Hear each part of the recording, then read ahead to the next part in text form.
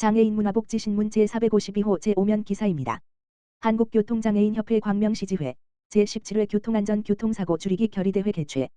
광명시 시장 박승원은 18일 한국교통장애인협회 광명시지회 지회장 최영숙 주관으로 제17회 교통안전 교통사고 줄이기 결의대회를 교통사고 당사자와 가족, 장애인 관련 단체 등 200여 명이 참석한 가운데 하안종합사회복지관에서 개최했다. 이번 결의대회는 교통사고 예방이 장애 발생 예방이 첫걸음이라는 인식 아래 안전한 교통 문화를 조성하고 사고를 줄이기 위해 마련된 행사이다. 행사는 수어 축하공연 장애인 복지 증진 유공자 표창 기념사 및 축사 결의문 낭독 순으로 진행됐다. 이날 결의문에는 운전 중 전화금지 안전벨트 착용 속도 위반 방지 보행자 및 운전자 교통규칙 준수 졸음운전 및 음주운전 금지 등 올바른 교통문화 정립을 위한 내용을 담았다. 결의대회 후 1시간가량 안전한 교통문화를 홍보하는 문구를 붙인 차량 내 대로 도로를 주행하며 많은 시민에게 교통안전을 강조했다. 최강식 광명시장애인단체 연합회 회장은 이번 대회로 교통사고의 심각성을 알려 교통안전의 중요성에 대한 사회적 공감대가 형성되길 바란다고 말했다.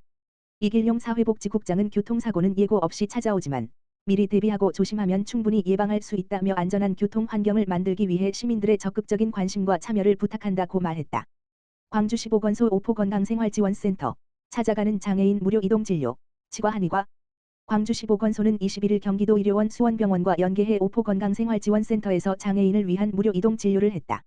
이번 찾아가는 무료 이동 진료는 거동이 어려운 장애인 35명 대상으로 경기도 의료원 수원병원 의료진 12명과 치과 진료 버스가 방문해 치과 한의과 진료를 했다. 치과 진료는 구강검진, 스케일링, 충치치료, 레진 등 5가지 항목을 실시했으며 한의과 진료는 한약 처방, 침 치료를 비롯해 기초검진, 혈압, 혈당, 빈혈, 당화혈색소 등 4가지 항목을 실시했다. 치과 진료를 받은 중증 뇌병변 장애를 가진 최모 씨, 54는 치과 검진을 한번 받아보고 싶었는데 몸도 불편하고 이동이 어려워 많이 망설이고 있었다면서 이렇게 직접 찾아와 검진을 해주셔서 정말 고맙다고 전했다. 이에 대해 시 관계자는 이번 이동 진료를 통해 거동이 어려운 장애인에게 필요한 진료를 제공할 수 있어 매우 뜻깊다며 앞으로도 의료 접근성이 낮은 장애인이 편리하게 의료 서비스를 받을 수 있도록 최선을 다하겠다고 말했다. 한편 광주시 보건소는 중증 뇌병변 통합재활 프로그램, 장애인 운동교실, 퇴원 환자 지역사회 조기 적응 프로그램, 여가 문화교실뿐만 아니라 원스톱 재활건강 거버넌스 구축을 통해 장애인의 건강권 및 사회참여 불평등 완화를 위해 노력하고 있다. 구리시 남양시장 골목상인회 봉사클럽, 마을공동체 가가호호 활동으로 발달장애인 가정 방범창 설치. 구리시 시장 백경현은 지난 17일 구리시 남양시장 골목상인회 봉사클럽 마을공동체 가가호호 활동으로 관내 발달장애인 가정의 안전과 미관 개선을 위하여 녹슨 방범창을 제거하고 알루미늄 방범창으로 교체하는 봉사를 진행했다.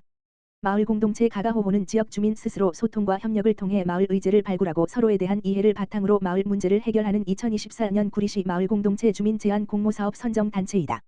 이번 사업 대상은 안전에 취약한 발달장애인 가정으로 오래돼 심하게 부식된 방범창을 제거한 후 내부에서는 쉽게 여닫을 수 있으나 외부 침입에는 강한 알루미늄으로 제작한 새 방범창으로 교체 설치했다. 고현종 가가호호 대표는 오늘 활동으로 해당 발달장애인 가정이 안전하고 편안한 생활을 할 수 있게 되어 기쁘다라며 내년에도 주민 제안 공모 사업을 통해 주변의 어려운 이웃들을 도울 수 있는 활동을 적극적으로 펼치고 싶다라고 말했다. 이에 백경현 구리시장은 바쁘신 중에도 봉사를 위해 정성을 다해주신 마을공동체 가가호호 회원 여러분께 깊은 감사를 드린다라며 발달장애인 가정을 비롯한 모든 시민이 안전하고 행복한 삶을 살 수 있도록 최선을 다할 것이다라고 전했다. 구리시 교통약자를 위한 이동지원 차량 확대해. 구리시 시장 백경현은 대중교통 이용이 어려운 장애인과 임산부 등 교통약자들의 원활한 이동권 보장을 위해 교통약자를 위한 이동지원 차량을 확대했다고 밝혔다. 2017년 9월부터 구리도시공사 관리 대행으로 운영하고 있는 구리시 교통약자 이동지원센터가 올해 7월 1일부터 경기도 광역 이동지원센터와 통합 운영함에 따라 기존 비휠체어 이용자와 함께 이용했던 특별교통수단 22대를 중증 보행 장애인 및 휠체어 이용자 전용으로 운행하고 있다. 또한 비휠체어 이용 대상자, 중증 보행 장애인으로 휠체어를 이용하지 않는 사람, 경증 보행 장애인으로 휠체어를 이용하지 않는 사람, 65세 이상 노인, 대중교통 이용이 어려운 임산부를 위해서는 특별교통수단 외 대체수단 차량 8대를 별도로 확보, 운영하여 지원을 강화했다. 이에 이동지원 차량 이용 건수가 월 2,497건, 2024년 6월 기준 에서 월 3,141건, 2024년 9월 기준으로 25.8% 증가하였으며 특별교통수단 차량 대기시간이 평균 93.3분, 2024년 6월 기준에서 평균 35.6분, 2024년 9월 기준으로 크게 단축되는 성과를 거뒀다. 백경현 구리시장은 앞으로도 교통약자의 이동 편의를 위해 꾸준히 노력할 것이며 정기적으로 설문조사를 실시하여 이용자의 불편 사항을 적극적으로 개선해 나가겠다라고 의지를 밝혔다. 광주시 경안동 행정복지센터 노인 일자리 동절기 안전 및 건강관리 교육. 광주시 경안동 행정복지센터는 지난 18일 행정복지센터에서 노인 일자리 참여 어르신 69명을 모시고 동절기 안전사고 예방 교육 및 건강관리 교육을 했다.